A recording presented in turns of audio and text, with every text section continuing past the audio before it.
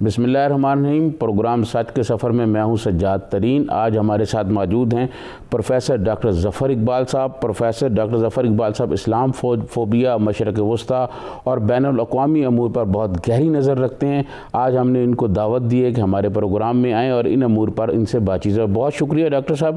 Doctor صاحب، سب سے پہلے آپ یہ بتائیں کہ اسلام فوبیا کی بہت بات ہوتی ہے، ہمارے پرائم منسٹر صاحب نے اقوام متحدہ میں بھی بات کی، لیکن یہ بات ہی ہو رہی ہے، اس پہ آگے کچھ نہیں چل رہا۔ بہت شکریہ آپ کا، اور اتنے خوبصورت اور اتنے میں سمجھتا ہوں کہ ریلیونٹ ٹاپک پہ ڈسکشنز انیشیٹ کرنے کا۔ آپ بالکل درست فرما رہے ہیں کہ پرائم منسٹر صاحب نے تو یو این جنرل اسمبلی میں، جو پچھلی یو این جنرل اسمبلی ہوئی ہے اور اس سے پچھلی 19 میں بھی اور 20 دونوں میں بھی اسلاموفوبیا کو one of the very important agenda points انہوں نے اس کو ڈسکس کیا اور دنیا کے اندر اویئرنیس پیدا کرنے کی کوشش کی۔ لیکن بڑے افسوس کی بات اس حوالے سے ہے کہ اس کے حوالے سے ابھی تک پھر فردر کوئی ایسے کام ہوا نہیں ہے، یعنی پریکٹیکل سٹیپس جسے آپ کہہ سکتے ہیں نا، وہ نہیں ہوئے۔ اب مثال کے طور پر میں اگر آپ کو اس لحاظ سے بتاؤں، ایک بہت امپورٹنٹ یقیناً کام ہوا ہے کہ جب OIC نے ایک دن اسلاموفوبیا ڈے منانے کا، جسے آپ کہہ سکتے ہیں، اعلان کر دیا، لیکن میں سمجھتا ہوں کہ اس سے کہیں آگے جا کے ہمیں اس پہ دیکھنے کی ضرورت ہے۔ مثال کے طور پر اسلاموفوبیا کی جب ہم بات کرتے ہیں تو ہمارے ذہن میں کیا تصور آتا ہے؟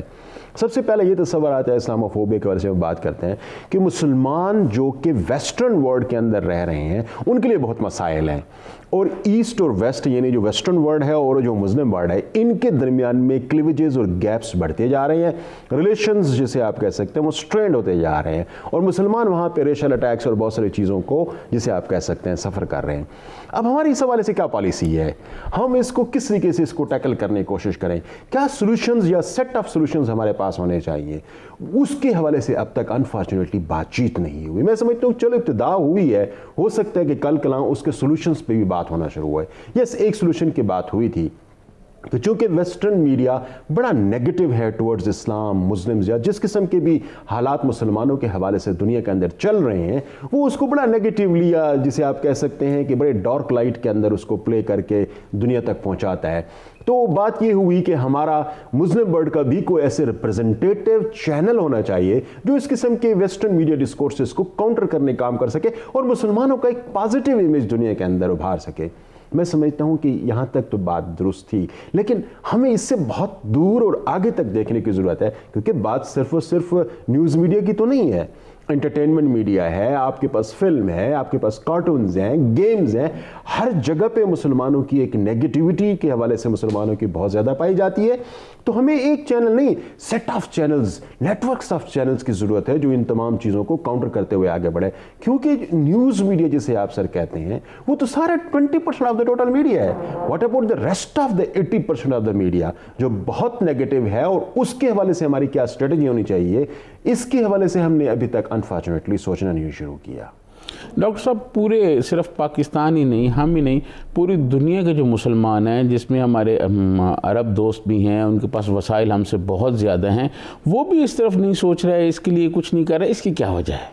اچھا، میں عرب ورلڈ سے تو انفارچونیٹلی میں کوئی بہت زیادہ جسے آپ کہہ سکتے ہیں ہوپس نہیں ہیں میرے ان کی طرف کہ وہ کچھ ان چیزوں کو سوچ سکیں۔ ہوتا کیا ہے سر کہ سوچنے کے لیے آپ کو کچھ ایسے پلیٹ فارمز چاہیے ہوتے ہیں جو اس قسم کے سوچنے کا کام کریں۔ یہ انڈیویجول لیول پہ تھنکنگ نہیں ہوتی۔ انڈیویجول تو آپ کوئی وہ انڈیویجولز جو اپنے آپ کو اس قدر ڈیولپ کر رہے ہیں کہ انسٹیٹیوشنز لائک اگر ہوں تو بات بنتی ہے، اقبال ہو گیا جیسے، لیکن عام بندے اس طرح سے جو ہے نا وہ نہیں سوچتے، یہ انسٹیٹیوشنز اس قسم کے کام کرتے ہیں۔ تو پوری مسلم دنیا کے اندر آپ گھوم جائیں، مجھے آپ ایک انسٹیٹیوشن آپ ایسا بتا دیں جہاں پر اسلاموفوبیا اور مسلمانوں کی حالت زار جو کہ ویسٹ کے اندر ہے اس کو ٹھیک کرنے کے لیے حوالے سے کوئی پرپوزل یا اس کو اسٹڈی کرنے کے کام بھی کر رہا ہو، ٹوٹلی نان ایگزسٹنٹ ہے۔ تو عرب ورلڈ کے حوالے سے جو آپ نے بات کی ہے وہاں پر تو بالکل ہی نہیں ہے۔ آپ کو ٹرکی میں کچھ نظر آتا ہے، پاکستان میں بھی ہم چند ایک جسے آپ کہتے ہیں ٹامک ٹوئیں اس حوالے سے مار رہے ہیں، یا پھر آپ کو ملیشیا کے اندر کچھ چند ایک لوگ اس قسم کے ایشوز پہ کام کرتے ہوئے نظر آتے ہیں۔ یہ بڑا انفارچونیٹ ہے۔ پھر آپ ایجوکیشن لیول بھی سر آپ دیکھنے کی کوشش کریں نا۔ میں اگر اس پہ اگر تھوڑا سا آپ کو مجھے اگر اجازت دیں تو میں جسٹ 1 منٹ اگر آپ کو تھوڑا سا مطلب دیکھیں، ایک وقت تھا، بلکہ ابھی بھی کافی حد تک ان کے لیے ہے، کہ یہودیوں کے حوالے سے پوری دنیا میں نیگیٹیوٹیز تھیں جس کو ہم اینٹی سیمیٹزم کہتے ہیں۔ اب یہودیوں کی تعداد دنیا کے اندر دیکھیں کتنی ہے، 0.23% ہے سر، یعنی لیس دین 0.5% آف دا ورلڈس پاپولیشن آپ کی یہودیوں کی پاپولیشن ہے سر. مسلمانوں کی تعداد ان کے کمپیریزن میں آپ دیکھیں کتنی ہے, 25% of the total world population مسلمان ہے. اچھا اب یہ فرق آپ دیکھیں تو زمین آسمان کا فرق ہے سر.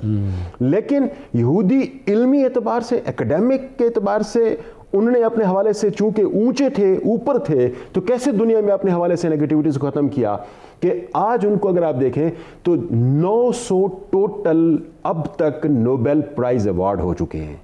900 میں سے سر 200 سے زیادہ یہودیوں نے لیے ہیں. ڈاکٹر صاحب کیا وجہ ہے کہ مسلمان پیچھے ہیں جبکہ ہم تو سب سے زیادہ آگے تھے, علم ہمارے پاس ہے, ہر چیز ہمارے پاس ہے, لیکن دنیا میں کوئی ایسی یونیورسٹی نہیں ہے جہاں یہ پتہ چلے کہ یہ مسلمانوں کی یونیورسٹی ہے اور یہاں مسلمان بچے آ کے پڑھتے ہیں پوری دنیا سے, یا یہاں کو بہت سائنسدان بنتے ہیں یا کوئی فلاسفر بنتے ہیں. اس کی کیا وجہ ہے سر؟ اس کی بیسک وجہ تو یہ ہے کہ ایجوکیشن ہمارا کپ آف ٹی رہا ہی نہیں ہے. آپ دیکھیں دنیا میں ایجوکیشن کے بجٹ کے حوالے سے الیکشنز لڑے جاتے ہیں. ہمارے ہاں کب ایجوکیشن کو سیریسلی لیا گیا ہے؟ عمران خان صاحب جب یہاں آئے تو ہیلتھ اور ایجوکیشن کی بات کرتے ہوئے آئے, اور انفارچونیٹلی میں سب سے زیادہ آپ کو مسئلہ بھی ایجوکیشن بجٹ کے اندر نظر آتا ہے. عمران خان کے آنے سے پہلے آپ کے ہائر ایجوکیشن کا بجٹ 119 بلین تھا, جو کٹ کر کے پہلے ہی وقت میں پہلے ہی سال میں سلیش کر کے کوئی 69 یا کوئی $70 بلین روپیز رہ گیا. ایجوکیشن تو ہمارا کوئی ہے ہی نہیں ایسا. آپ دیکھیں پاکستان کی کون سی یونیورسٹی ہے جو ورلڈ رینکنگ یونیورسٹیز میں کسی ایک کے قریب آتی ہو؟ ہمارے ہاں تو صرف اور صرف یونیورسٹیوں کو ٹیچنگ کے لیے استعمال کیا جاتا ہے. ریسرچ کا بجٹ آپ کا کہاں ہے؟ دیکھیں کریشن آف نالج یونیورسٹیوں کا بیسک پرپز ہوتا ہے. یہ جو ٹیچنگ وغیرہ ہے یہ بائی پروڈکٹ ہوتی ہے, یہ آپ کے اسکول کالجز تک کے چلتی ہے. آپ دنیا کے اندر دیکھیں تو وہاں پر بعض ممالک کی یونیورسٹیز کا جو بجٹ ہے, ایک یونیورسٹی کا بجٹ وہ آپ کی پاکستان بھر کی 200 سے زیادہ یونیورسٹیوں کے بجٹ کے سے بھی زیادہ ہے. اور بعض یونیورسٹیز کے بجٹ تو آپ حیران ہوں گے کہ وہ پاکستان کے ٹوٹل بجٹ کے برابر ایک طرح سے جا پڑ رہا ہے. ہم نے کبھی اس چیز کو امپورٹنس نہیں دی, اس چیز کو کہ ایجوکیشن بھی ہم نے کوئی انکریز کرنی ہے, ریسرچ بھی ہم نے کوئی لے کے آنی ہے, کوئی علم کی پیداواری کی, جسے آپ کہتے ہیں نالج اکانومی کی طرف, یا نالج کو پیدا کرنے کے حوالے سے انسٹیٹیوشنز بھی ہم نے بنانے ہیں. یہ کبھی سر ہمارا کپ آف ٹی نہیں رہا. ہم نے کبھی اس پہ ڈسکشن نہیں کی. میں اگر آپ کو یہ کہوں کہ وہ ملک جو آج ایک انڈیپینڈنٹ ملک ہے, بنگلہ دیش کی میں بات کر رہا ہوں, کہ جب پاکستان کا وہ حصہ تھا اس وقت سے لے کر آج تک اس کو آپ 40 سال سارا کہہ لیں گے, 40-50 سال اس کی ٹوٹل سر عمر ہے, لیکن وہ اس چیز کو اس بات پہ پہنچ گئے ہیں کہ جب تک ایجوکیشن نہیں ہوگی تو ہمارا نہ ڈیفنس آپ کا بہتر ہو سکتا ہے, نہ آپ کی اکانومی بہتر ہو سکتی ہے, نہ آپ کا سوشل سسٹم بہتر ہو سکتا ہے. ہر چیز ایجوکیشن کے ساتھ اٹیچڈ ہے, اس سے ہی ساری چیزیں آپ کی بہتر ہو سکتی ہیں. انہوں نے کیا کیا کہ آج وہاں پہ اگر آپ جا کے دیکھیں تو 14% بجٹ ان کا ایجوکیشن کے لیے ہے, اور ان کا 6-7% بجٹ ان کا ٹوٹل بجٹ کا وہ آپ کے ڈیفنس کی طرف جاتا ہے. آپ پاکستان کے اندر آپ اٹھا کے دیکھیں کیا صورتحال ہے. میں کہتا ہوں کہ آج آپ نے یہ بات کر لی تو میں آپ کے ساتھ یہ کہتا ہوں کہ اس چیز کو آپ ایک کانسٹیٹیوشنل امینڈمنٹ کے تھرو مینڈیٹری کریں کہ آپ کا جتنا بھی ڈیفنس کا بجٹ ہوگا اتنا ہی ایجوکیشن کا بجٹ ہوگا. لیکن ڈاکٹر صاحب میری عرض یہ ہے کہ ہمارے پاس تو چلو اتنے وسائل نہیں ہیں, جو ہمارے تیل والے ملک ہیں, عرب ملک ہیں, ان کے پاس تو بہت وسائل ہیں, پیسہ بھی ہے, یونیورسٹی تو وہاں بھی کوئی ایسی نہیں ہے کہ جہاں بڑے لوگ پیدا ہوں یا غریب مسلمان ممالک کے بچے وہاں جاتے ہوں تو پڑھتے ہوں. ان کا حال بھی تو یہی ہے. سر دیکھیں بات یہ ہے کہ ایجوکیشن سے ہی آتی ہے. جو بندہ ایجوکیٹڈ نہیں ہوتا وہ امیر ہو کے بھی ان ایجوکیٹڈ ہی رہے گا. ان کے پاس دولت جو ہے وہ اس وجہ سے نہیں آئی کہ انہوں نے ایجوکیٹ ہوئے ہیں اور پھر اس نالج اکانومی کی وجہ سے انہوں نے دولت کمائی ہے. نہیں, مجھے کوئی ایک ملک کی ایگزامپل دے سکیں. قدرتی ذخائر ان کے پاس تیل کی اتنے زیادہ ہیں, وہ تیل کا کھا رہے ہیں. آج سے اگر تھوڑی دیر کے لیے 60 سال پہلے جائیں, 60 کی دہائی میں آپ سعودی عرب کو دیکھیں نا, یا پورے گلف کو اگر آپ دیکھ لیں, کہاں کھڑے ہوئے تھے؟ کوئی ڈیولپمنٹ کی کسی سائٹ میں موجود تھے؟ وہ وہاں پہ کوئی انسٹیٹیوشن تھا؟ ان کے ہاں تو ایک آرٹیفیشل جسے آپ کہہ سکتے ہیں نا دولت کی فراوانی آئی ہے, تیل آ گیا جس کی وجہ سے یہ سب چیزیں آ گئی. نالج اکانومی تو پیدا نہیں ہوگی, تو لہٰذا نالج اکانومی پیدا نہ ہونے کی وجہ سے اس حوالے سے ان کے لیے ابھی تک اس چیز کا شعور ہی حاصل نہیں ہے کہ ہم ایجوکیشن انسٹیٹیوشنز کو بہتر کریں. ہاں ابھی سعودیہ میں آپ دیکھیں گے تھوڑا بہت آپ کو محسوس ہو رہا ہے کوئی نالج اکانومی کو بہتر کرنے کے لیے کچھ اسٹیپس اس قسم کے لے رہے ہیں, لیکن انفیکٹ یہ ابھی بڑی انفینسی اسٹیج پہ ہے. ان کو اس اسٹیج پہ جانے میں جہاں پہ یہ نالج کریشن کی فارم میں جا سکیں گے اور دنیا کی ورلڈ رینکنگ یونیورسٹیز کے اندر ان کا بھی کوئی رول ہو سکے گا. I think that would take a long time. Doctor صاحب ہمیں کیا کرنا چاہیے؟ ہماری حکومت کیا ایسے اقدامات کرے کہ ہمارے جو یونیورسٹی ہیں اس میں ریسرچ کا شعبے زیادہ ہوں، ہم اپنی ایجوکیشن کو بہتر کریں، ہم اپنے ایجوکیشن کا جو معیار ہے اس کو بہتر کریں؟ کیا اقدامات کرنے چاہیے؟ دیکھیے سر، اس حوالے سے ہماری ہائر ایجوکیشن بنانے کا جو ایک پلان تھا وہ پرائمریلی اسی طرف تھا کہ ہم یونیورسٹیوں کو کس طریقے سے بہتر کر سکتے ہیں اور ریسرچ میں کیسے امپروو کر سکتے ہیں. ڈاکٹر عطا الرحمان نے جو ایک انیشیٹو لیا 2002 میں آپ کا یونیورسٹی گرانٹ کمیشن، جو کہ صرف پیسے بانٹنے کا کام کرتی تھی، پالیسی لیول کی چیزیں وہاں پہ نہیں ہوتی تھی، انہوں نے اس کو ایک ریفارمیشن لے کے آئے سسٹم کے اندر کہ یہاں پہ بیٹھ کے ہم ایک ایسی پالیسیز دیں گے جو کہ یونیورسٹیز کو یونیورسٹیز بنائے گی صحیح میننگز کے اندر، جہاں پہ ریسرچ ہوگی اور نالج کریشن کی بات ہوگی. انفارچونیٹلی، اور وہاں پہ اچھا خاصا پیسہ پور ان کیا گیا، ٹھیک ہے، اس پیسے کا ضیاع بھی ہوا، لیکن میں سمجھتا ہوں کہ یہ ضیاع نہیں ہے، کسی نہ کسی فارم کے اندر آپ کی ہیومن ریسورس ڈیولپ ہو رہا ہے، نالج پیدا ہو رہا ہے. لیکن آفٹر سم ٹائم اگر آپ دیکھیں 2008 کے بعد پھر آپ کو اس کے اندر ڈکے نظر آنا شروع ہو گیا. تو انفارچونیٹلی سر، ہمارا اس حوالے سے کوئی پالیسیز ہی واضح نہیں ہو سکیں کہ ہم نے کیسے ریسرچ انسٹیٹیوشن بنانے ہیں. کوئی ایک ریسرچ انسٹیٹیوشن آپ اٹھا کے دیکھ لیں کہ اگر آپ کے پاکستان میں آپ تک آپ بنا پائے ہوں. ٹھیک ہے کہ ہم نے تھوڑا بہت پیسہ انیشیل ڈیز میں لگا کے یونیورسٹیوں کی تعداد تو بڑھا دی ہے، لیکن اس میں اسٹینڈرڈائزیشن، اس میں نالج کریشن، اس قسم کی چیزوں سے ہم ابھی تک بہت دور ہیں. سر، یہ جو ایجوکیشن ہے یہ بڑا ایکسپینسو بزنس ہے، خاص طور پر ریسرچ بہت ایکسپینسو بزنس ہے.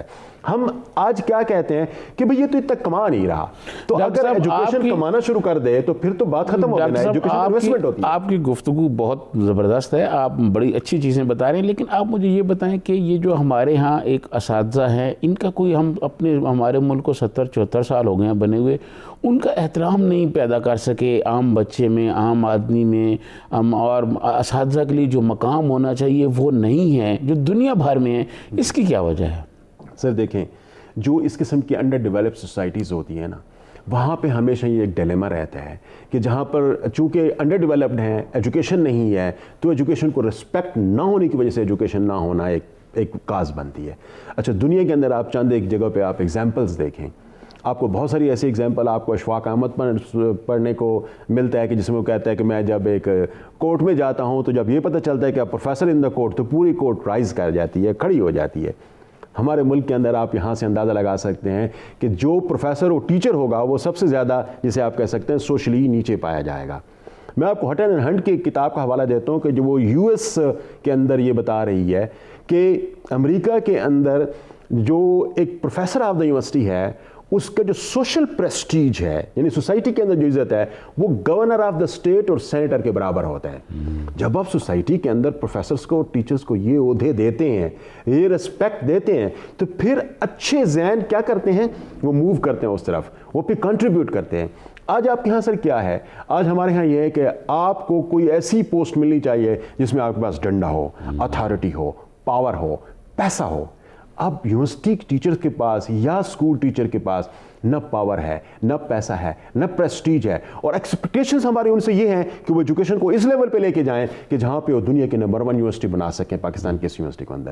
میں سمجھتا ہوں کہ یہ سر ایک بڑی ڈفرنٹ لیول آف گروتھ ہوتی ہے. ایک مجھے یہ بتائیں کہ مجھے کئی دفعہ ایسے اتفاق ہوا ہے بہت سارے بچوں سے ملنے کا، بڑی ڈگریاں ان کے پاس ہوتی ہیں لیکن وہ پیپر پہ ایک اپلیکیشن نہیں لکھ سکتے. یہ کیا وجہ ہے؟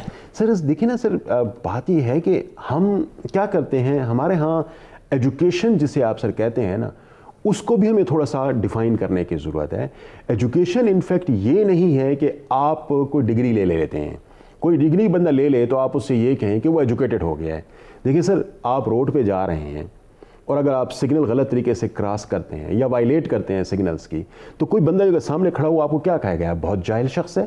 کوئی بندہ اگر کوئی چیز ایسی ہے اس کو شاپر پھینک دیتا ہے زمین پہ تو آپ کو کیا کہتے ہیں؟ یعنی بڑا جاہل شخص ہے.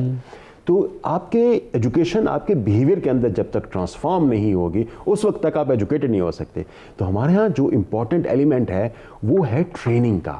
ہمارے ہاں تعلیم کی بات تو کی جاتی ہے، تعلیم کے ساتھ جو اٹیچ ٹریننگ کا کمپوننٹ ہے وہ ٹوٹل مسنگ ہے، نظر ہی نہیں آتا. یونیورسٹیوں میں، کالجز میں، سکولز میں ٹریننگ کہاں پہ پائی جاتی ہے؟ انفارچونیٹلی یہ آپ کو کہیں نظر نہیں آتی. ہمیں یہ پڑھایا جاتا ہے کہ جھوٹ بولنا برا ہے. گھر میں ہمیں یہ بتایا جاتا ہے کہ جا کے بولو کہ بابا گھر پہ نہیں ہے. ہمیں یہ بتایا جاتا ہے کہ چوری اور ڈاکہ جو ہے نا یہ ایک جرم ہے, اور پھر ساتھ ہی چور اور ڈاکے کو ہمیں ڈالنے والوں کو ہمیں کہا جاتا ہے کہ جا کے ان کو ووٹ دو, جن کے حوالے سے کورٹ میں اور سب جگہوں پہ کیسز بھی چل رہے ہوتے ہیں. یہ بڑی ڈائیکاٹمی سسٹم کے اندر اویلیبل ہے. جب تک یہ ڈائیکاٹمی اویلیبل رہے گی, ایجوکیشن کے اندر آپ کو تعلیم کے ساتھ ساتھ اس کو ٹریننگ کا اور تربیت کا ایلیمنٹ ساتھ نہیں ہوگا, تو پھر اسی قسم کے لوگ ہم پیدا کر لیں گے جو کہیں گے کہ ہمارے پاس پی ایچ ڈی کی ڈگری ہے, ہمارے پاس ماسٹرز کی ڈگری ہے, اور لکھنے کو وہ 2 لائنیں نہیں لکھ سکیں گے, اور کوئی کرنے والا کام ایسا جو ان کا ہو وہ شاید ہو سکتا ہے کہ جس ڈگری کو وہ ہولڈ کر رہے ہیں اس ڈگری کی پراپر ڈیفینیشن کو بھی نہ دے سکیں. آپ ناظرین, یہاں وقت ہوا ہے ایک بریک کا. بریک سے واپس آئیں گے تو پروفیسر صاحب سے یہ پوچھیں گے کہ تعلیم اور تعلیم کے ساتھ تربیت جو ہے کیا اس کے لیے بھی کوئی کلاسز ہونی چاہیے. بریک سے واپس آئیں گے تو ان سے مزید گفتگو جاری رکھیں گے.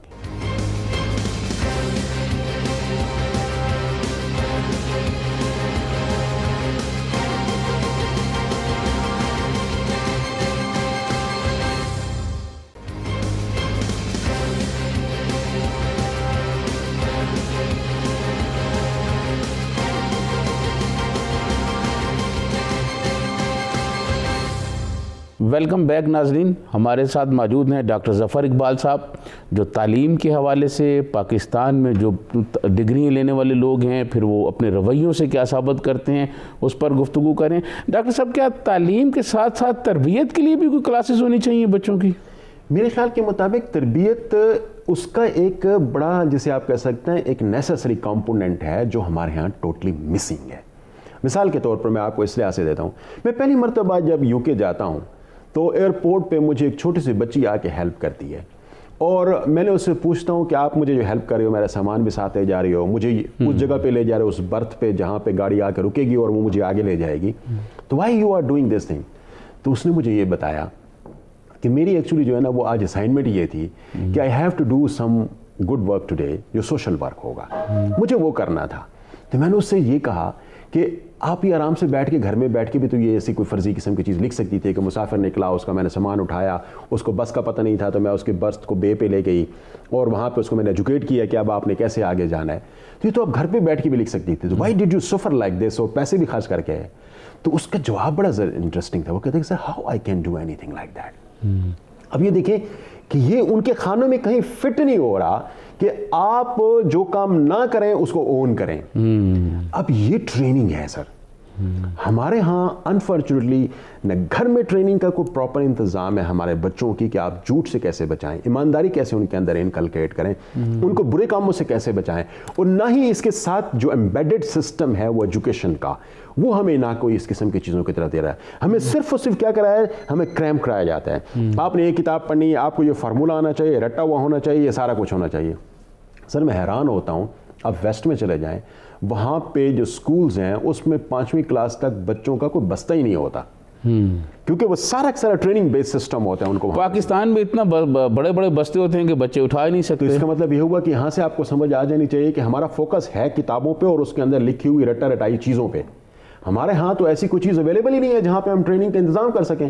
ہمارے یہاں کہاں پہ ایکسرسائز اس قسم کی کرائی جاتی ہیں. اسکول جاتا ہے بچہ, کتاب کھولتا ہے, ٹیچر وہ فارمولہ لکھ کے ان کو سمجھا دیتی ہے, اور اس کے بعد کتاب بند کر کے گھر میں آ کے وہ ریپروڈیوس کر رہا ہوتا ہے چیزوں کو. Where is training. سر آپ کو اچھے انسان بنانے ہیں. اچھا انسان جب بن جاتا ہے تو پھر وہ ہر قسم کا کام کرنے قابل ہو جاتا ہے. انفارچونیٹلی ہمیں اچھا انسان بنانے کا سبق کہیں پر کسی یونیورسٹی کسی کالج کے اندر نہیں آ رہا. تو یہ تربیت کا ایلیمنٹ ہے. ہمیں اپنے پورے ایجوکیشن سسٹم کو ری تھنک کرنا پڑے گا. ڈاکٹر صاحب, کیا ہم یہ آپ کہہ رہے ہیں یا میں یہ سمجھ رہا ہوں آپ کی باتوں کہ ہمارے ملک میں جو تعلیمی ادارے ہیں وہاں انسان سازی نہیں ہوتی, بس بچوں کو رٹایا جاتا ہے اور پڑھایا جاتا ہے؟ میرے خیال کے مطابق آپ نے میری بات جو میں نے اتنی لمبی کہی ہے اس کو ایک جملے کے اندر ہی جو ہے نا وہ پورا قید کر دیا ہے کہ ہمارے ہاں انسان سازی نہیں ہوتی. اچھے انسان بنانے کا عمل جسے آپ کہہ سکتے ہیں وہ ہمارے انسٹیٹیوشنز میں ناپید ہے. جب تک یہ نہیں ہوگا ہم اسی قسم کے لولے لنگڑے ایجوکیشن سسٹم کے تحت اور اس قسم کے جو ہے نا وہ رٹا لگانے والے ان پڑھ گریجویٹس پروڈیوس کرتے رہیں گے, ان ایجوکیٹڈ گریجویٹس پیدا کرتے رہیں گے. ٹو بی آنیسٹ جب تک ہم اس پہ فوکس. ڈاکٹر صاحب ہمارے ہاں تعلیم کا جو صورتحال ہے وہ آپ نے بڑی ڈیٹیل سے بتائی. اوپر سے کرونا آ گیا. کرونا کے بعد ہمارے ملک میں ایک آن لائن سسٹم شروع ہوا ہے. یہ آن لائن سسٹم جو ہے یہ لاہور کراچی کے لیے تو ٹھیک ہے, لیکن ڈیرہ غازی خان, میاں والی, راجن پور اور اس طرح کے جو ایریے ہیں جہاں ٹیلی فون سگنل پورے نہیں آتے, وہاں نیٹ نہیں ہے, ان بچوں کے لیے کیا ہے, اس کے کیا اثرات پڑے ہیں, ذرا یہ بتائیں. بہت انٹرسٹنگ بات آپ نے کہی ہے. انفارچونیٹلی ہمارے ہاں تو آپ دیکھیں کہ 50% پلس کمیونٹی وہ ہے, لوگ وہ ہیں جو کہ دیہاتوں میں رہتے ہیں اور جن کے پاس نہ بجلی کی کوئی پراپر سہولت ہے, نیٹ کی پراپر سہولت موجود نہیں ہے, تو ان کے پاس کیسے وہ آن لائن ایجوکیشن حاصل کر سکتے ہیں. ایک بہت بڑا پوری دنیا نے سفر کیا ہے, لیکن میرے خیال کہ ہمارے جیسے ممالک نے اس میں سب سے زیادہ سفر کیا. اچھا, اسی سسٹم کے اندر اگر آپ دیکھیں, میں سمجھتا ہوں کہ گورنمنٹ کہاں ہے, سوچنے والے ہمارے دماغ کہاں ہیں جو اس چیز پہ نہیں سوچ رہے کہ جب آپ ایجوکیشن پوری دنیا سفر کر رہی ہے اس پینڈیمک کی وجہ سے, کچھ ہمارے یہاں کمپنیز ہیں جو پیسہ بنا رہی ہیں اس پہ, اس لیے کہ ان کے لیے نئے کھابے کھل گئے ہیں تو وہ زیادہ پیسہ ارن کر سکتی ہیں. میں موبائل کمپنیز کی بات کر رہا ہوں. کسی نے یہ کہا کہ آپ پینڈیمک کی وجہ سے موبائل کمپنی والے بھی سفر کریں اور ان کو free of cost educational purposes کے لیے لوگوں کو جو ہے نا وہ انٹرنیٹ کی فیسلٹی دی جانی چاہیے. کیا ان کا فرض نہیں بنتا تھا کہ یہ چیز دیں؟ کیا گورنمنٹ کا فرض نہیں بنتا تھا کہ اس کو پروپوزل کو پٹ اپ کیا؟ کیا ہوا, ہر کسی نے, مجھ جیسے ماں باپ نے, گاؤں میں دیہاتوں میں ہر کسی نے موبائل خریدے, موبائل کے نیٹ ورکس خریدے, انٹرنیٹ کا ڈیٹا خریدا تاکہ بچے کسی بھی صورت میں ان کے جو ہے نا وہ کنیکٹ ہو سکے اپنے انسٹیٹیوشن کے ساتھ. اور ہمارے کسی کو یہ خیال نہیں آیا کہ یار آپ اس قسم کا نیٹ کا ڈیٹا فری کر دیں لوگوں کے لیے اور اس کو کوئک کرنے کا کوئی پروسیس شروع کر دیں. 4G آپ ہر جگہ پہ بات کر رہے ہیں, یار ان علاقوں تک 4G پہنچا دیں جہاں پہ یہ زیادہ ضرورت ہے. تو میں سمجھتا ہوں کہ اس کے اندر یہ ایک بڑا ڈارک پہلو رہا ہے کہ ہمارے ہاں چونکہ زیادہ تعداد ولیجز میں رہتی ہے تو ان کے لیے ہماری طرف سے کوئی اس قسم کی چیز موجود نہیں تھی. ہاں, ایک سلور لائن اویلیبل ہے, وہ یہ ہے کہ ان جیسے ہمارے انسٹیٹیوشنز جو پورے ویل اکوپڈ نہیں تھے اس سسٹم پہ آنے کے لیے, اب وہاں پہ تھوڑی سی ریفارمیشنز آئی ہیں اور وہ دیہات, وہ گاؤں اور وہ 50% پاپولیشن جہاں پہ پہلے نیٹ کا سلسلہ نہیں تھا, اب بیچاروں نے پیسے خرید کر کے, کیونکہ بچوں کو تعلیم دلانی ہے ہر حالت میں, اس کے لیے انہوں نے کوشش کر کے اس قسم کے ڈیوائسز بھی خریدے, اس قسم کے نیٹ ورکس میں بھی آئے اور کسی طریقے سے وہ کمیونیکیشن کے حصہ بنے. لیکن اس حوالے سے جو سپورٹ ہو سکتی تھی, کوئی دور تک دیکھنے کی صلاحیت ہو سکتی تھی, میں سمجھتا ہوں کہ وہ ناپید رہی ہے, وہ نہیں رہی, جس کی وجہ سے بہت سارے لوگوں کو لاس. ڈاکٹر صاحب, ہم نے آپ کے ساتھ ایجوکیشن پہ بہت گفتگو کی, اور بھی ہو سکتی ہے انشاءاللہ, ہم آپ سے گفتگو تو جاری رکھیں گے. اس وقت جو صورتحال فلسطین میں ہو رہی ہے اور مشرق وسطیٰ میں جو صورتحال ہے, اس کو آپ کس نظر سے دیکھتے ہیں اور اس کا کیا حل ہے آپ کے پاس؟ دیکھیے, ایک بہت ہی سورنگ ایشو ہے جس کو پیلسٹین ایشو کہہ رہے ہیں, اور یہ یقیناً آج کا نہیں ہے, یہ تو ایک صدیوں کا ایشو ہے. ہم اس کو یقیناً 20ویں صدی کے اندر تو دیکھتے ہیں کہ اسرائیل کی جو اسٹیبلشمنٹ وہاں پہ ہوتی ہے تو اس کے بعد سے ان کے لیے بڑے مسائل ہونا شروع ہوتے ہیں. اصل میں ہمیں پرابلم کہاں لائی کرتا ہے, جو میں محسوس کرتا ہوں, پرابلم یہ لائی کرتا ہے کہ پیلسٹین کا ایشو یا اسرائیل کی وہاں پہ جو اسٹیبلشمنٹ ہے, ہم نے اس کو ایک بہت چھوٹے اور ریجنل ایشو کے طور پر ہی لیا ہے. اس کی جو اثرات ہیں وہ پوری دنیا کی سیاست پہ ہیں. اس کی وجہ کیا ہے کہ یروشلم جس کو سر آپ کہتے ہیں, وہ صدیوں سے تینوں مذاہب کے لیے بہت امپورٹنٹ اہمیت کا حامل رہا ہے. مسلمان, کرسچنز اینڈ جوڈائسٹ, ان سب کے لیے یہ امپورٹنٹ رہا ہے, اور وہ صدیوں سے اس پہ, جسے آپ کہہ سکتے ہیں, ایک ٹگ آف وار رہی ہے کہ کون اس پہ کنٹرول حاصل کرے. یہ ایک ریجنل ایشو کے طور پر لینے کی صورت میں اس ایشو کو ہمیشہ ہم نے غلط طریقے سے ٹریٹ کیا ہے. پھر سب سے بڑا جو پرابلم رہا ہے سر, وہ یہ رہا ہے کہ عرب ورلڈ پرائمریلی جس کے ساتھ آپ یہ کہہ سکتے ہیں کہ زیادہ لنکڈ ہے اس کے ساتھ, انہوں نے ہمیشہ, جسے آپ کہتے ہیں, ایک ڈیف ایئر اس پہ رکھے ہیں کہ اس کو کوئی سنا ہی نہیں ہے کہ وہ مسئلہ کیا ہے. سوچنا تو دور کی بات ہے, تو سنا ہی نہیں ہے. اچھا, اب جب یہ صورتحال دنیا بڑی, جیسے آپ نیشن سٹیٹ کے اندر کنورٹ ہو چکی ہے, بڑی ڈیولپڈ ہو چکی ہے, اور دنیا کے بہت سارے ممالک مسلمان ممالک ہیں, 57 مسلم کنٹریز ہیں, تو اب تو ہمیں کوئی بہتر سوچنا چاہیے تھا. لیکن اب کا جو سب سے بڑا پرابلم سر رہا ہے وہ کیا رہا ہے؟ 1.7 بلین مسلمز پوری دنیا کے اندر موجود ہیں سر. ان 1.7 بلین میں 0.5 to 0.6 بلین وہ ہیں جو کہ عرب ورلڈ میں ہیں. باقی آپ کے پاس 1.2 بلین پیپل لیو آؤٹ سائڈ مسلمز کی میں بات کر رہا ہوں, آؤٹ سائڈ عرب ورلڈ رہ رہے ہیں. تو اب کیا ہو رہا ہے, میجورٹی ہے 1.2 بلین ہے اور 0.5 to 0.6 بلین صرف اور صرف ورڈ ہے. انہوں نے کیا کہ ابھی یہ مسئلہ ہم سے بات تو کرتے ہیں اس پہ, لیکن اس میں کوئی لیڈ رول پلے کرنے کے لیے تیار نہیں ہے. لیڈ رول پھر بھی آپ کس کو دے دیتے ہیں, OIC پلے کرے, اس پہ عرب لیگ اس پہ اپنا رول پلے کرے, اس میں ورلڈ مسلم لیگ اس پہ اپنا رول پلے کرے. Where you stand? ہم آج جہاں پہ جو اتنی باتیں کر رہے ہیں تو ہم کہاں سٹینڈ کرتے ہیں؟ جو کہ نان عرب ورلڈ ہے, ہماری بھی اس کی طرف اتنی ہی جذباتی جسے آپ کہتے ہیں اٹیچمنٹ ہے, تو اس میں ہم کہاں سٹینڈ کرتے ہیں؟ ڈاکٹر صاحب OIC کا آپ نے ذکر کیا, OIC تو ایسے لگتا ہے جیسے ایک ڈیبیٹنگ کلب ہے, وہاں 2-4 عرب ممالک کا اس پر وہ اثر انداز اس میں ہوتے ہیں. وہ عرب جو OIC ہے وہ کچھ نہیں کر سکا, وہ تو ابھی تک مسلمانوں کو لیے کوئی گائیڈ لائن نہیں دے سکا, کوئی کچھ نہیں. ایک بس آتے ہیں, بات چیت کرتے ہیں, قرارداد منظور کرتے ہیں, چلے جاتے ہیں, جس کی دنیا میں کوئی اہمیت نہیں ہوتی. یہی تو میں آپ کو عرض کر رہا ہوں کہ آپ نے OIC پہ ان لوگوں کو وہاں پہ بٹھا دیے ہے ڈیسیژن میکر کے طور پر, because they are powerful in terms of منی.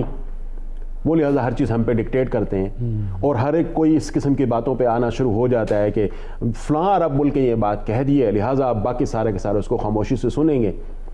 تو 1.2 بلین پیپل کہاں رہ رہے ہیں, ان کی ریپرزنٹیشن کہاں ہے؟ Why don't they take role into this OIC؟ OIC میں کیوں نہیں یہ رول پلے کر رہے؟ یہ ایک بہت بڑا سر سیریس ایشو ہے, ہمیں اس پہ ذرا دیکھنے کی ضرورت ہے. ورلڈ لیول پہ اس چیز کو ہمیں اوپر لے جانے کی ضرورت ہے, OIC کو اپنا رول پلے کرنے کی ضرورت ہے, اور OIC کے اندر یہ جو نان عرب ورلڈ ہے اس کو اپنا رول ایگرینڈائز کرنے کی ضرورت ہے, اس کو افیکٹو اپنا رول بنانے کی ضرورت ہے, ورنہ تو سر یہی رہے گا جو اس وقت. ڈاکٹر صاحب اب یہ بتائیں کہ یہ اب فلسطین پہ جس طرح بچوں پہ حملے ہو رہے ہیں اور بچے خوفزدہ ہو رہے ہیں, وہ میڈیا پہ پاکستان میں بھی دیکھ رہے ہیں, دنیا بھر میں مسلمان لوگ دیکھ رہے ہیں, ان بچوں پہ کیا امپیکٹ پڑے گا اس خوف کا؟ سر دیکھیں, وہ تو ایک پوری کی پوری جسے آپ کہہ سکتے ہیں کہ جو جنریشن اس وقت پل رہی ہے, بڑھ رہی ہے یا آگے جا رہی ہے, وہ تو بیسیکلی ہے بھی وار زون کی پیداوار ہے. وہ پوری جنریشن, یہ آج کی بات تو نہیں ہے. آپ دیکھیں 60s سے یہ چیز شروع ہے, 60s سے اس کو اٹھا کے دیکھ لیں تو آج 70 سال آپ کو ہو گئے ہیں, اور 70 سال میں کتنی ہی جو ہے نسلیں جو ہے نا پل کے جوان ہوئی ہیں. تو وہ تو جسے آپ کہہ سکتے ہیں کہ ان کے لیے یہ دھماکے یا بارود کی بو کوئی نئی نہیں ہے, وہ تو پیدا ہی اسی میں ہوئے ہیں. تو ایک مینٹلی جسے آپ کہہ سکتے ہیں بڑی ریگریسو قسم کی ان کی مینٹل گروتھ ہے. ایک طرح سے آپ کہہ سکتے ہیں کہ بڑی اگریسو قسم کی فیلنگز بھی ان کے اندر جنریٹ ہوتی ہیں. آپ ان کو آپ نارمل ہیومن بینگز آپ کیسے بنا سکتے ہیں جو کہ اس قسم کی صورتحال میں پیدا ہوتی ہے. افغانستان آپ کے ساتھ ہے, وہاں پہ بھی دیکھیں پچھلے کتنے عرصے سے جنگ جاری ہے, تو وہاں کا بچہ جسے آپ کہہ سکتے ہیں وہ جنگ سے واقف ہے. گولی اس کے لیے کوئی نئی آواز نہیں ہے. میرے اور آپ کے لیے یہاں پہ اگر گولی کی آواز آتی ہے تو بڑی نئی آواز ہوتی ہے اور ہمارے اندر خوف آ جاتا ہے. وہاں پہ ایسا کوئی خوف نہیں ہوتا. تو آپ دیکھیں کہ کیسی نسل وہاں پہ جوان ہو رہی ہے. اب اس نسل کو آپ کسی بھی صورت میں کسی ٹیررسٹ ایکٹیویٹیز کے لیے استعمال کر سکتے ہیں, آپ ان کو کسی جہادی ایکٹیویٹیز کے لیے استعمال ہو سکتے ہیں, کیونکہ ان پہ تو ظلم ہو رہے ہیں. اور ظلم دیکھیں امریکنز یا آپ اوباما وارز اگر آپ پڑھیں تو ان کی جو افغانستان کے حوالے سے جو پالیسیز ہیں اس میں مسلسل یہ ڈیبیٹ ہو رہی ہے کہ آپ نے وہاں کے لوگوں کو بہتر بنانا ہے تاکہ وہ اس جنگ کے فیس سے باہر نکل کے ایک اچھے انسان کے طور پر آپ سوچ سکیں. جب آپ ایک جنگی فضا کے اندر جب سوچتے ہیں اور پلتے اور بڑھتے ہیں تو پھر کیا ہوتا ہے, آپ بڑے آسانی سے داعش کا حصہ بن سکتے ہیں, طالبان بن سکتے ہیں, القاعدہ کو جوائن کر سکتے ہیں, اور پھر پوری دنیا چیختی ہے کہ یہ لوگ سارے کے سارے مسائل. ڈاکٹر صاحب عام طور پر یہ دیکھا گیا کہ مہذب دنیا میں تو لوگ اپنے چھوٹے چھوٹے بچوں کو کتابیں اور بکس دے دیتے ہیں جو بالکل ابھی رینگ رہے ہوتے ہیں, بچے چل بھی نہیں سکتے, چلنا سیکھ رہے ہوتے ہیں.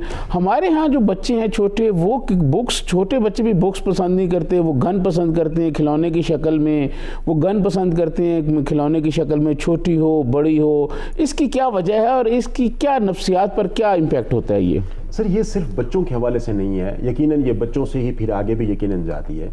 آپ ذرا اس کو اسٹڈی کر کے دیکھیں, ویسٹ کے اندر آپ کو بڑے اچھے فگرز آپ کو ملتے ہیں. آپ یو کے دیکھ لیں, ان ایوریج یو کے متعلق یہ کہا جاتا ہے کہ وہاں پر ایک عام بندہ کوئی 25 بکس ان اے ایئر پڑھتا ہے. اور پاکستان کے حوالے سے اگر آپ سے اٹھا کے دیکھیں, کوئی بھی ایک عام بندہ, پڑھ لکھا عام بندے کی میں بات کر رہا ہوں, وہ ایک کتاب بھی آپ کو کوئی نظر آ جائے نا کہ ایک کتاب پڑھنے والا, آپ یہ ایک جنرل کوشچن کے طور پر اپنے بندے کو, اپنے رپورٹر کو مائک دیں اور پوچھیں لوگوں سے جا کے کہ what was the last book that you studied, اور کب پڑھی تھی, اور زندگی میں ٹوٹل اب تک آپ نے کتنی کتابیں پڑھی ہیں؟ آپ جو اس وقت رنون بکس ہیں جو اس وقت مارکیٹ میں ہیں، آپ ان سے پوچھ لیں کہ آپ نے یہ کتاب کو پڑھی یا نہیں پڑھی. یہ سر ہمارا انفارچونیٹلی صورتحال ہے. تو ایسے صورتحال میں آپ کیسے یہ جنریٹ کر سکتے ہیں؟ میں بینگ پیرنٹ جب خود اس چیز پہ سیوی نہیں ہوں کہ بکس مجھے کچھ دے سکتی ہے، تو میں اپنے بچوں کو کیسے کہوں گا کہ جاؤ بچوں کو کتاب پڑھو؟ میں ان کو سینما لے جاؤں گا، میں ان کو گن کلب لے کے جاؤں گا، میں ان کو اس قسم کی گیمز لے کے دوں گا جس میں گنز اور اس قسم کی چیزیں ہوں، گاڑیوں کا ٹکراؤ اس کے اندر ہو، وہ گیمز جس کے اندر یہ لڑائی جھگڑا مار کٹائی ہو، وہ میں انکریج کروں گا کہ آپ اس کو کھیلو تاکہ آپ سکون کے ساتھ رہ سکو. میں ان کو بک کی طرف راغب نہیں کروں گا. کتنے ٹی وی پروگرامز آتے ہیں سر آپ کے جو بچوں کو بک ریڈنگ کے حوالے سے بتاتے ہیں، بچوں کے اندر اچھے ہیبٹس ڈیولپ کرنے کے حوالے سے آتے ہیں، اور کتنے پروگرامز اس میں سے ایسے ہیں جو ہم خود اپنے بچوں کے لیے پروڈیوس کرتے ہیں. سارے تو ڈیپینڈنٹ ہیں ہم، سب کچھ تو ہمارا ویسٹ سے آ رہا ہے، ہر پروگرام آپ کا امپورٹڈ پروگرام ہے. تو میں یہ سمجھتا ہوں کہ پورے نیشنل لیول پہ اس چیز کی تھنکنگ ڈیولپ کرنے کی ضرورت ہے کہ ہم ریڈنگ کلچر کیسے ڈیولپ کریں.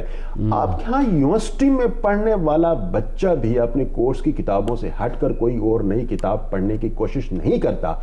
اس کے علاوہ سر چھوڑیں، امریکہ میں یورپ میں ہم جب یونیورسٹی میں ہوتے ہیں، کسی پروفیسر کے پاس جا کے دیکھیں نا تو ان کے پیچھے ساری اپنی کتابیں لکھی ہوئی پڑی ہیں.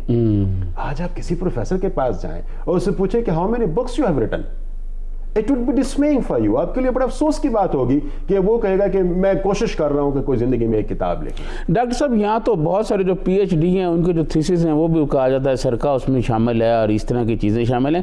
ڈاکٹر صاحب یہ بتائیں کہ کیا بات ہے کہ پاکستان کی جو ادبی دنیا ہے اس میں آج کوئی فیض پیدا نہیں ہو رہا، کوئی فراز پیدا نہیں ہو رہا، کوئی جالب پیدا نہیں ہو رہا، اس کی کیا وجہ ہے؟ سر جس ملک کے اندر ہم نے دولے شاہ کے چوہے پیدا کرنے کا ٹھیکہ لے رکھا ہو، وہاں پہ کہاں جالب اور کہاں فیض پیدا ہوگا؟ دیکھیں سر، سوسائٹی کے اندر یہ جو کرٹیکل ماس ہے یہ ڈیولپ کرنے کے لیے سوچ کی، بولنے کی آزادی ہونی چاہیے. جب سوچ کی آزادی ہوتی ہے، بولنے کی آزادی ہوتی ہے، تو تب عالی دماغ پیدا ہوتے ہیں. جس معاشرے کے اندر آپ نے مذہب میں یہاں سے لے کر یہاں تک بات نہیں کرنی، سوسائٹی کے یہاں سے لے کر یہاں تک آپ نے بات نہیں کرنی، رائٹس کی آپ نے یہاں سے یہاں تک لے کر آپ نے بات نہیں کرنی، آرٹیکل 19 آپ کے کانسٹیٹیوشن کے اندر آپ کو فریڈم آف ایکسپریشن دیتا ہے تو پھر ساتھ یہ بتاتا ہے کہ یہ کرنی ہے یہ نہیں کرنی. میں ہی سمجھتا ہوں کہ جس معاشرے کے اندر آپ کو سنب کیا جاتا ہو، کرٹیکل تھنکنگ کو جسے آپ کہہ سکتے ہیں باقاعدہ انسٹیٹیوشنلائز کیا جا رہا ہے کہ کوئی ایسی تھنکنگ ڈیولپ نہ ہو جو کسی چیز کو چیلنج کر سکے، اسٹیٹس کو چیلنج کر سکے. وہاں پہ ہم کیسے یہ تصور کر سکتے ہیں کہ ایسے عالی دماغ پیدا ہوں گے؟ ڈاکٹر صاحب کیا یہ جو جس معاشرتی جبر کا آپ نے ذکر کیا اس کو ختم کرنے کے لیے کیا کیا جائے؟ اس کو ختم کرنے کے لیے میرے خیال کے مطابق ہم جیسے لوگوں پہ زیادہ ایک طرح سے آپ کہہ سکتے ہیں رسپانسبلٹی عائد ہوتی ہے. ہم آگے آئیں اور ہر حالت میں سچ کہیں، ہر حالت میں کرٹیکل تھنکنگ کو پروموٹ کریں. دنیا کے اندر پریزیڈنشل کمپینز یونیورسٹیوں کے اندر شروع ہوتی ہیں. آج یونیورسٹیوں کے اندر آپ کو میں بلاؤں گا تو کہے گا نہیں اس کو کیوں بلایا، اس کے تو جو ہے نا فلاں اسکول آف تھاٹ کے نہیں ہے. یہ یونیورسٹیاں اسکول آف تھاٹس کی غلام ہو کے رہ گئی ہیں. اوپن تھنکنگ پروسیسز ختم ہو چکے ہیں. میں سمجھتا ہوں کہ یہاں پہ ہمارا جو لوگ اس وقت ایک لیڈ رول پلے کر رہے ہیں ایجوکیشن انسٹیٹیوشنس کے اندر بیٹھے ہوئے ہیں، میں یہ سمجھتا ہوں کہ ان کے لیے ایک بہت امپورٹنٹ یہ اسپیکٹ بنتا ہے کہ وہ کرٹیکل تھنکنگ کو اپنے اوپر جبر کر کے بھی پروموٹ کرنے کی کوشش کریں. اگر ان کو برداشت بھی کرنا پڑتا ہے، کوئی کسی طرف سے کوئی پیشنز برداشت کرنا پڑتا ہے، تب بھی ہم کریں. آج آپ دیکھیں، آپ میڈیا کے اندر دیکھیں، کوئی بندہ اگر کوئی ایسی بات کرتا ہے جو یہ اسٹیٹ کے خلاف ہو گئی ہے، بھائی اسٹیٹ کے خلاف کیسے کوئی چیز ہو سکتی ہے جو کرٹیکل تھنکنگ ہو؟ میں اسٹیٹ کے اندر رہتے ہوئے میں اسٹیٹ کی پروٹیکشن کی بات کروں گا، آپ کو چاہے کتنی کیوں نہ بری لگے، لیکن ہم یہ سمجھتے ہیں کہ نہیں وہ فلاں کے خلاف ہے اور فلاں کے خلاف ہے، تو ہم کیا کر لیتے ہیں کہ یہ اسٹیٹ کے خلاف ہے. انڈیویجولز اور انسٹیٹیوشنز نے اپنے آپ کو اسٹیٹس کے روپ میں پوسٹ کیا ہوا ہے، جس کی وجہ سے آپ کسی کو الاؤ نہیں کرتے کہ وہ کرٹیسزم نہ دے سکیں. تو سر یہ کرٹیکل تھنکنگ، ایک اوپن مائنڈ، میں نے لفظ ابھی تھوڑے پہلے کہیں دولے شاہ کا چوہا، یہ اصل میں دماغ جو ہے نا سائز میں بڑے ہیں لیکن ادروائز وہ بہت چھوٹے ہیں، ان کو قید کیا گیا ہے. ہمارا معاشرے کا کلچر کہیں پر قید کر دیتا ہے، کہیں پہ مذہب کی قید لگا دیتے ہیں، کہیں پہ سیاست کی قید لگا دیتے ہیں، کہیں پر فیملی کی ویلیوز نارمز کی قید لگا دیتے ہیں، اور کہیں پہ یہ انسٹیٹیوشنل قید لگا دیتے ہیں کہ یہاں پہ ہم بیٹھے ہوئے ہیں، یہ بات سر کر سکتے ہیں اور یہ بات ہم نہیں کر سکتے. تو یہ سر اس قسم کی قید کے اندر ہمیشہ بونے دماغ پیدا ہوتے ہیں، ریپٹائلز پیدا ہوتے ہیں جو رینگتے ہیں. اڑنے والے دماغ جو کہ نئی سوچ نئی بات کر سکیں، جن شخصیات کی طرف آپ اشارہ کر رہے ہیں وہ پیدا ہو سکیں، وہ بہت مشکل ہے. بہت شکریہ ڈاکٹر صاحب، آپ نے بہت ہمیں ٹائم دیا. میرا دل چاہ رہا تھا کہ میں آپ سے اور طویل گفتگو کروں، لیکن ٹائم کی جو ہے وہ مجبوری ہے. پروڈیوسر صاحب بار بار مجھے کہہ رہے ہیں. ناظرین، آپ نے ڈاکٹر ظفر اقبال صاحب کی گفتگو سنی، اسی کے ساتھ مجھے اجازت دیجیے. اللہ حافظ.